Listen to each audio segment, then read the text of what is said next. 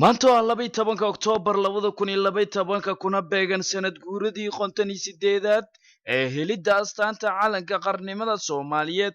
nasiib wanaag cuskani wuxuu ku soo beegmayaa xili fiilihii dowladnimo u dhalatay shacabka Soomaaliyeed, taasoo la rajeynaya inay soo afjarmaan colaadihii iyo ammaan daradii dalka ka jirtay oo ay aad u adkeed in dadka dhibaataysan la gaarsiiyo gargaarka degdega ah.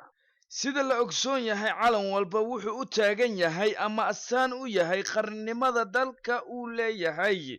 calankeena buluuga ah, cirka oo kale ah, iyo xidigta cad ee dhexda kaga taala waxay astaan u tahay jiritaanka ummadda Soomaaliyeed oo isticmaalka qaybiyay.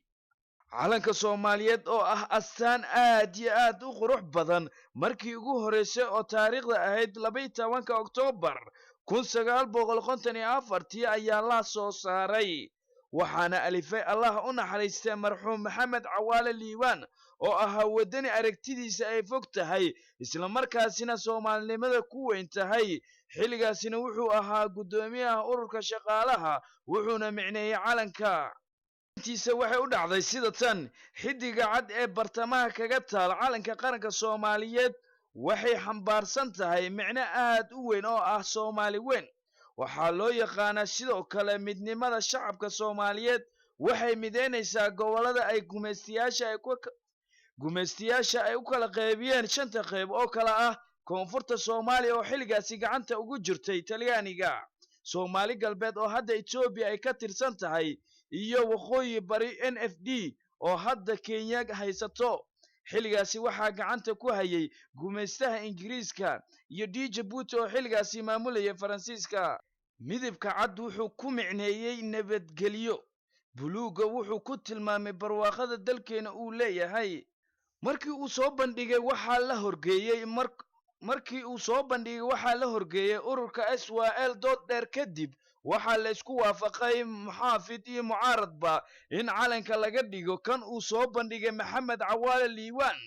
hase yeeshee markii loo horgeeyay maamulkii Talyaaniga ayaa diiday oo ku tilmaamay in uu eg yahay calanka dalka Zaire, sidaas darteed aan la ogolaan karin calan dal uu leeyahay. hase yeeshee Maxamed Cawaale Liibaan wuxuu Talyaani u sheegay in labada calan aanay isku mid ahayn, sababtoo ah calanka Zaire xidiga dhexda kaga taal inuu eg yahay midab dahab haruud ah. sidaa darteed maamulka xafiiska baasaboorka ee Muqdisho waxa uu ogolaaday in la qaato calanka buluuga xidiga cad ee dhexda kaga taalo.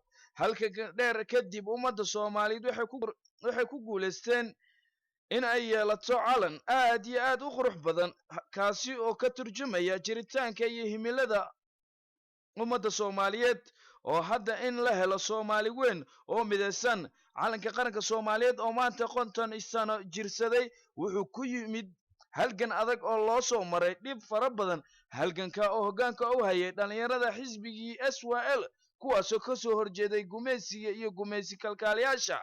waxa ugu baaqaynaa inay dhalinyarada Soomaaliyeed ka qayb qaataan dib u soo celinta sharafta Soomaaliyeed. 58 guurada astaanta calanka Soomaaliyeed. waxaan idin leenahay haddaan ahnay bahda Royal TV hambalyo.